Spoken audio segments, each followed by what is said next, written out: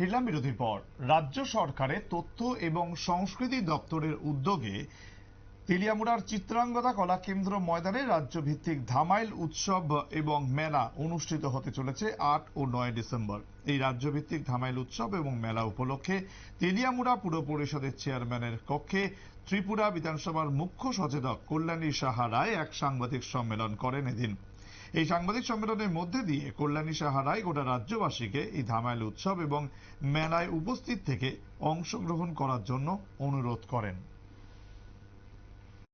আপনাদের মাধ্যমে রাজ্যবাসীকে অবগত করানোর জন্য আপনাদের আমরা আমন্ত্রণ করেছি তেলিয়ামুড়া মিউনিসিপাল কাউন্সিলর চেয়ারম্যান সাহেবের চেম্বারে। আমরা এই আহত সাংবাদিক সম্মেলনে আমাদের সাথে রয়েছেন তেলিয়ামুড়া পৌর পরিষদের সম্মানীয় চেয়ারপারসন শ্রী রূপক সরকার। এদিনের এই সম্মেলনে বা অন্যান্যদের মধ্যে উপস্থিত ছিলেন তেলিয়ামুড়া পুর পরিষদের চেয়ারম্যান রূপক সরকার, তেলিয়ামুড়া পুর পরিষদের ডেপুটি সিইও অমিত রায় চৌধুরী সহ অন্যান্যরা। সময় আরো একটি বিরতির, সঙ্গে থাকুন।